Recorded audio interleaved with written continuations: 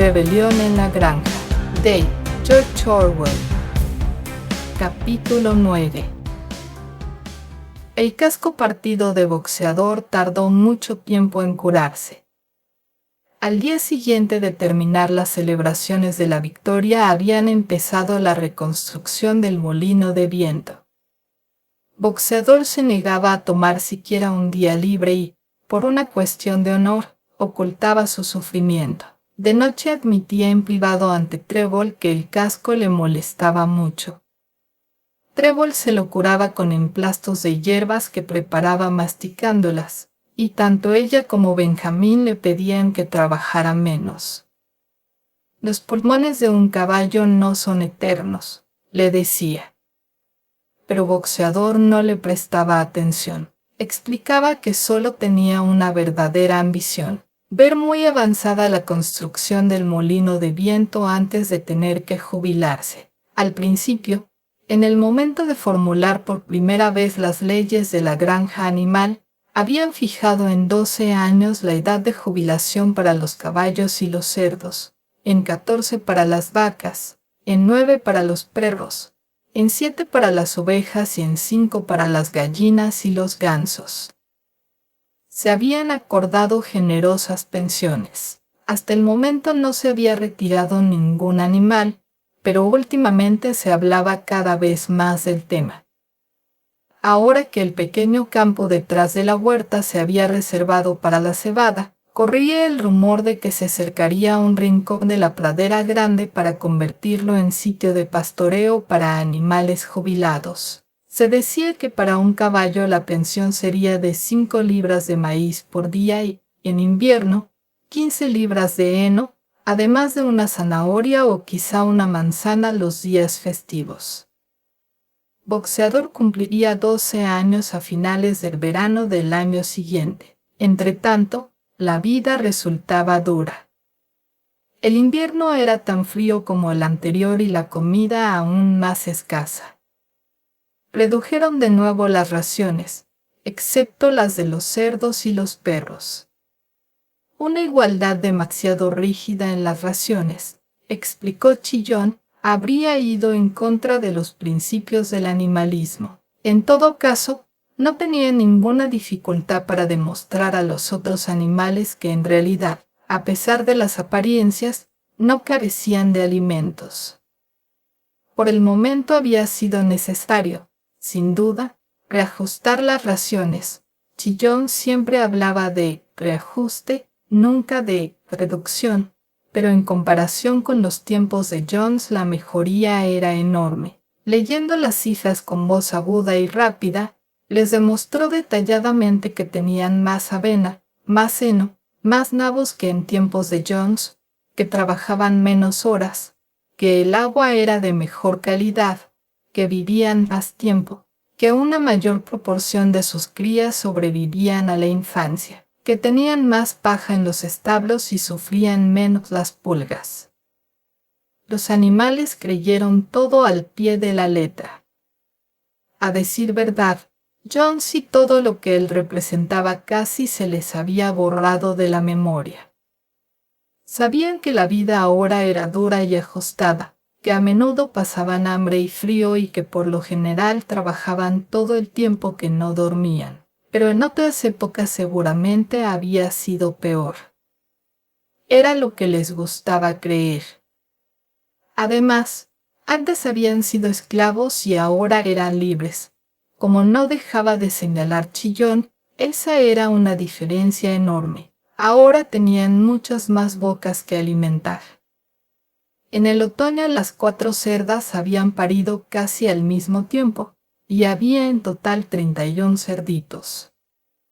Los cerditos tenían la piel manchada, y como Napoleón era el único berraco de la granja, no costaba adivinar quién era el padre. Se anunció que más adelante, cuando compraran ladrillos y madera, se construiría un aula en el jardín. Por el momento, los cerditos recibían clases del propio Napoleón en la cocina.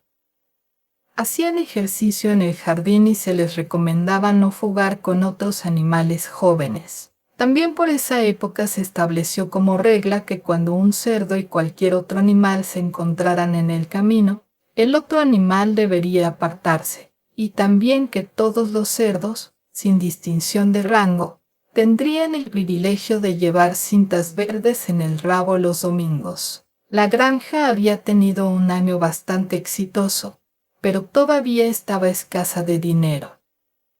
Faltaba comprar los ladrillos, la arena y la cal para el aula, y también habría que empezar a ahorrar de nuevo para la maquinaria del molino de viento. Después estaban las lámparas de aceite y las velas para la casa, azúcar para la mesa de Napoleón. Prohibió eso a los demás cerdos, alegando que los hacía engordar, y otras cosas necesarias como herramientas, clavos, hilo, carbón, alambre, hierro viejo y galletas para perros. Vendieron una pila de heno y parte de la cosecha de patatas y aumentaron el contrato de los huevos a 600 por semana. De modo que ese año las gallinas apenas empollaron polluelos suficientes para mantener la población. Las raciones, reducidas en diciembre, se redujeron de nuevo en febrero, y se prohibió el uso de faroles en los corrales para ahorrar aceite. Pero los cerdos parecían bastante cómodos y, además, se los veía cada vez más gordos. Una tarde de finales de febrero un aroma caliente, intenso y apetitoso, como nunca habían olido a los animales, flotó hasta el patio desde la pequeña fábrica de cerveza abandonada en tiempos de Jones y que estaba situada al otro lado de la cocina. Alguien dijo que era el olor que producía la cocción de la cebada. Los animales olfatearon el aire con avidez y se preguntaron si les estarían preparando algún revoltijo caliente para la cena. Pero no apareció nada de eso, y el domingo siguiente se anunció que en adelante toda la cebada estaría reservada para los cerdos. Cebada era lo que habían sembrado ya en el campo detrás de la huerta, y pronto se filtró la noticia de que cada cerdo estaba recibiendo una ración de una pinta de cerveza diaria, excepto Napoleón, que recibía medio galón, servido siempre en la sopera Crown Derby, pero aunque sufrían privaciones, tenían la compensación de una vida más digna.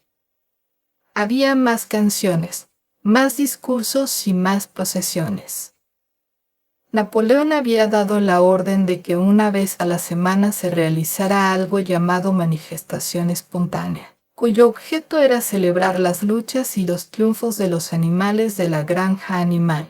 A la hora indicada los animales abandonaban el trabajo y recorrían la granja en formación militar con los cerdos a la cabeza, seguidos por los caballos, las vacas, las ovejas y después las aves de corral. Escoltaban la procesión los perros, y a la cabeza de todos marchaba el gallo negro de Napoleón. Boxeador y Trébol siempre llevaban entre los dos una bandera verde con la pezuña y el cuerno y la leyenda: «Viva el camarada Napoleón».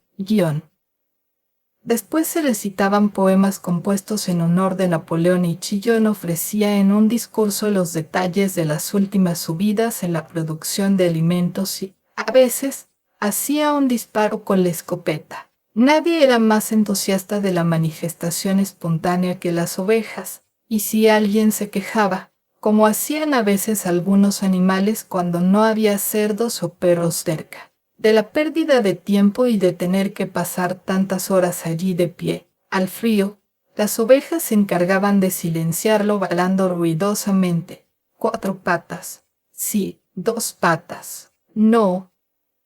Pero, en general, los animales disfrutaban de esas celebraciones. Resultaba reconfortante recordar que, después de todo, eran realmente sus propios amos, y que todo lo que hacían era para su propio beneficio. Así, con las canciones, las procesiones, las cifras de Chillon, el trueno de la escopeta, el canto del gallo y el ondeo de la bandera podían, al menos parte del tiempo, olvidar que tenían la barriga vacía. En abril, la granja animal fue proclamada república y necesitaban elegir a un presidente. Había un solo candidato, Napoleón, a quien eligieron por unanimidad. El mismo día se anunció el descubrimiento de nuevos documentos que revelaban más detalles sobre la complicidad de Bola de Nieve con Jones. Ahora parecía que Bola de Nieve no solo había intentado perder la batalla del establo mediante un estratagema, como imaginaban los animales, sino que había luchado abiertamente en el bando de Jones. De hecho, era él quien había liderado las fuerzas humanas y entrado en la batalla, con las palabras «Viva la humanidad» en los labios. Las heridas en el lomo de Bola de Nieve, que algunos de los animales aún recordaban haber visto, las habían causado los dientes de Napoleón. A mediados del verano Moisés, el cuervo, reapareció de repente en la granja, después de una ausencia de varios años. Casi no había cambiado, seguía sin trabajar y decía lo mismo de siempre acerca del Monte Caramelo. Se posaba en un tocón, batía las alas negras y hablaba durante horas enteras con quien quisiera escucharlo. Allá arriba, camaradas, decía muy serio, señalando el cielo con el largo pico, allá arriba, detrás de esa nube oscura, está el Monte Caramelo, el país feliz en el que, pobres animales, descansaremos para siempre de nuestros esfuerzos. Hasta decía haber estado allí en uno de sus vuelos más altos, y haber visto los eternos campos de trébol y el pastel de linaza y los terrones de azúcar que crecían en los setos. Muchos de los animales le creían. Si tenían ahora una vida de hambre y de trabajo, ¿no era acaso justo que existiera un mundo mejor en algún otro sitio? Una cosa difícil de determinar era la actitud de los cerdos hacia Moisés. Todos declaraban con desprecio que esas historias del Monte Caramelo eran mentiras. Sin embargo, se le permitía permanecer en la granja, sin trabajar, con una ración diaria de media pinta de cerveza. Con el casco curado, Boxeador trabajó más duro que nunca. De hecho, ese año todos los animales trabajaron como esclavos. Aparte del trabajo normal de la granja y la reconstrucción del molino de viento, estaba la escuela para los cerdos jóvenes, que empezaron a levantar en marzo. A veces costaba soportar las largas horas con insuficiente comida, pero Boxeador nunca vacilaba. En nada de lo que decía o hacía se veían señales de que hubieran menguado sus fuerzas. Solo su apariencia había cambiado un poco. Le brillaba menos la piel y parecía que se le habían encogido las ancas. Boxeador se repondrá cuando salga la hierba de primavera, decían los demás, pero al llegar la primavera Boxeador no engordó. A veces, en la ladera que llevaba a la parte superior de la cantera, cuando empleaba los músculos para arrastrar alguna piedra enorme, parecía que solo lo mantenía en pie la voluntad de continuar. A veces parecía formar con los labios las palabras, trabajaré más duro, pero había perdido la voz. Trébol y Benjamín le pidieron de nuevo que cuidara su salud, pero Boxeador no les hizo caso. Se acercaba su cumpleaños número 12.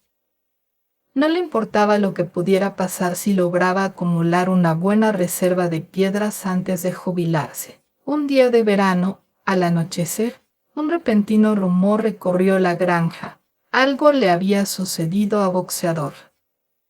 Había salido solo a arrastrar una carga de piedra hasta el molino. Y, efectivamente, el rumor era cierto. Unos minutos más tarde, llegaron 2 palomas con la noticia. Boxeador se ha caído. Está tendido en el suelo y no puede levantarse. Más o menos la mitad de los animales de la granja salieron corriendo hacia la loma donde construían el molino de viento. Allí estaba Boxeador, en el suelo, entre las varas del carro, con el cuello estirado, sin poder levantar la cabeza. Tenía los ojos vidriosos, los flancos empapados en sudor. De la boca le brotaba un hilo de sangre. Trébol se arrodilló a su lado. Boxeador, exclamó. ¿Cómo estás? Es el pulmón, dijo Boxeador con voz débil. No importa. Creo que podréis terminar el molino sin mí. Hay una buena cantidad de piedra acumulada. De todos modos, solo me quedaba un mes. A decir verdad, había estado esperando la jubilación. Y como Benjamín también está envejeciendo, quizá le permitan jubilarse al mismo tiempo y hacerme compañía. Tenemos que conseguir ayuda inmediatamente, dijo Trébol.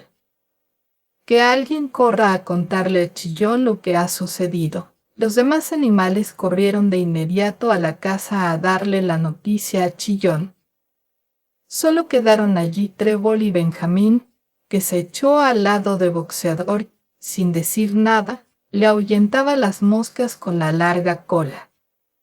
Al cuarto de hora apareció Chillón, muy preocupado y apenado. Dijo que el camarada Napoleón se había enterado con mucho dolor de esa desgracia sufrida por uno de los trabajadores más leales de la granja y que estaba haciendo los preparativos para enviar a Boxeador al hospital de Willingdon, donde sería tratado.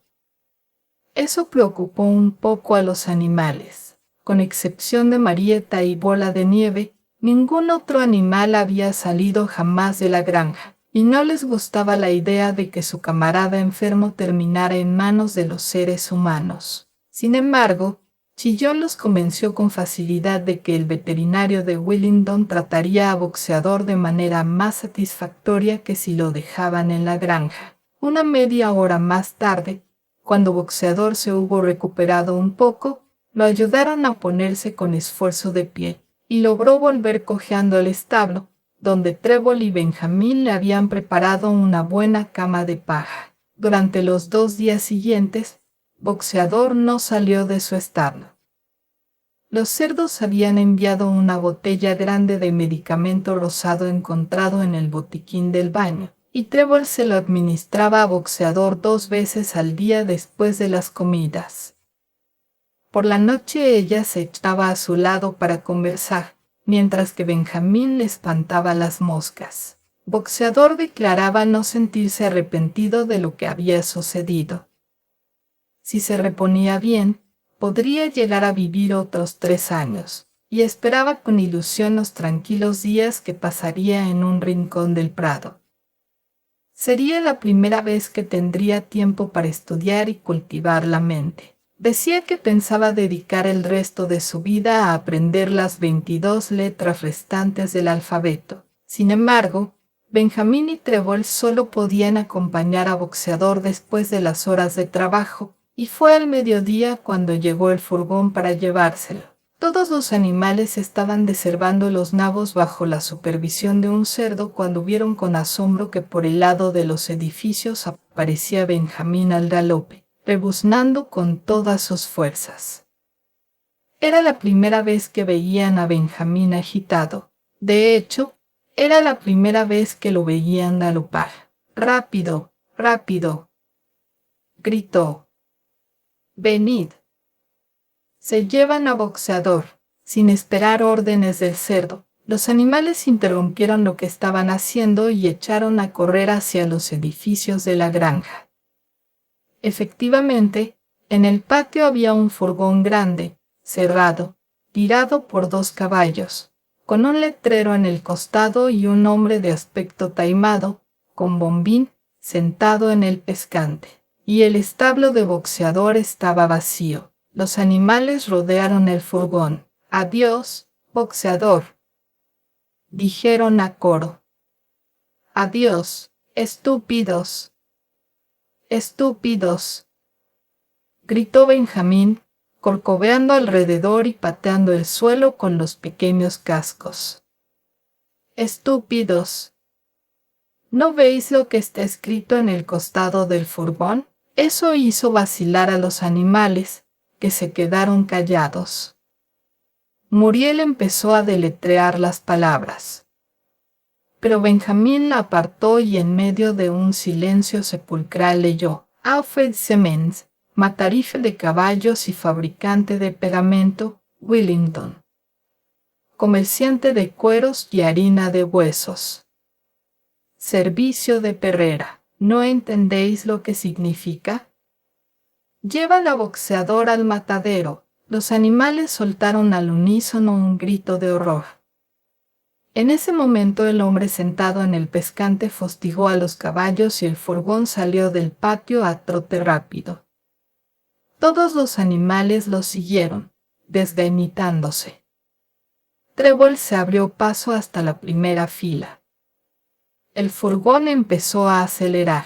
Trébol trató de obligar sus robustos miembros a galopar y logró un medio galope. ¡Boxeador!, gritó. ¡Boxeador! ¡Boxeador! ¡Boxeador! Y en ese momento, como si hubiera oído el alboroto fuera del furgón, la cara de boxeador, con la raya blanca en la nariz, apareció en la ventanilla de la parte trasera del vehículo. ¡Boxeador!, gritó Trébol con terrible potencia. ¡Boxeador! ¡Sal de ahí! ¡Rápido!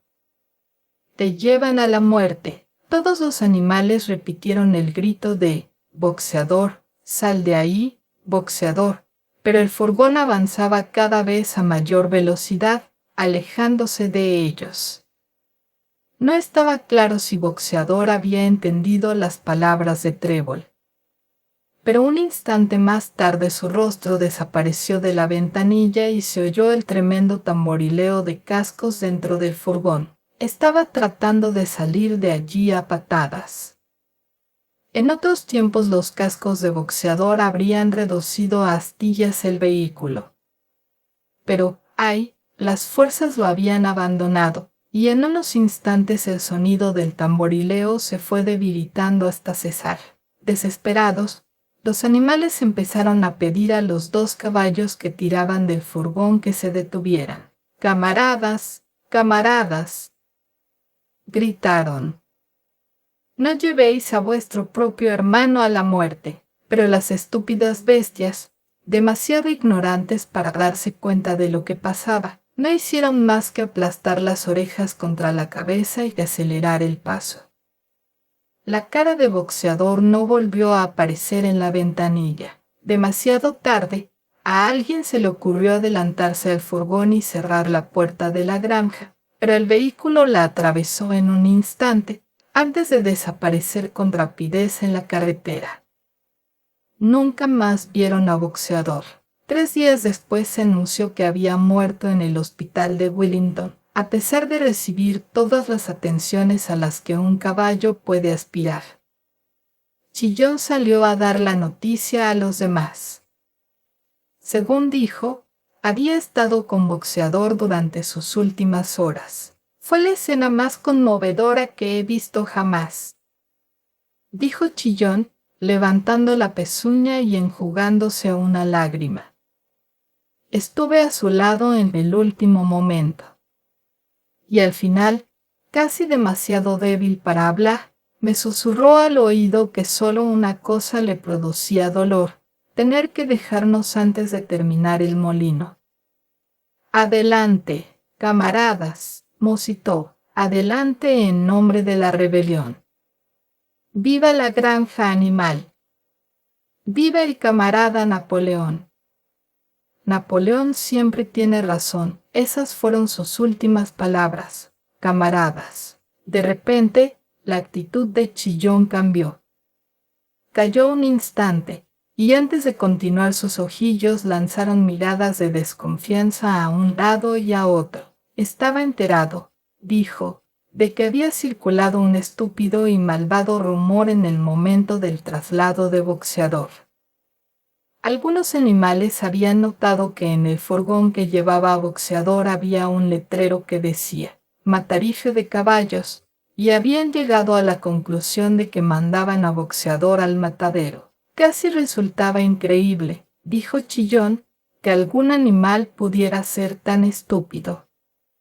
«Es que no conocéis», gritó indignado, moviendo la cola y balanceándose, «es que no conocéis a vuestro querido líder, el camarada Napoleón».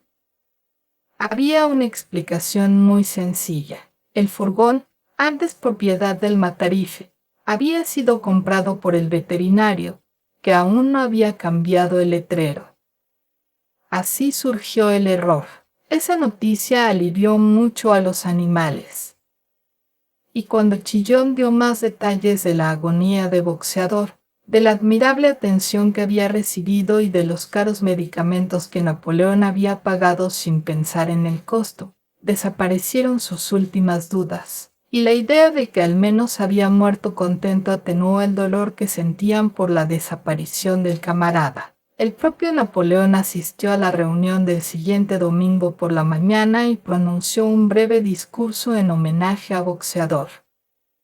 Explicó que no habían podido traer los restos de su llorado camarada para enterrarlos en la granja, pero había ordenado que se preparara una gran corona con laureles del jardín y se colocara sobre la tumba del caballo, y los cerdos tenían previsto celebrar en unos días un banquete conmemorativo en honor de Boxeador. Napoleón terminó el discurso recordando las dos máximas favoritas de Boxeador: trabajaré más duro y el camarada Napoleón siempre tiene razón, máximas que, dijo, todo animal haría bien en adoptar como propias. El día fijado para el banquete llegó desde Wellington un vehículo de reparto que dejó en la casa una gran caja de madera. Esa noche se oyeron ruidosos cantos, seguidos por algo parecido a una violenta disputa que terminó a eso de las 11 con un tremendo estruendo de cristales rotos. Nadie se movió allí dentro hasta el mediodía siguiente, y se rumoreaba que de algún lado los cerdos habían sacado el dinero para comprarse otra caja de whisky.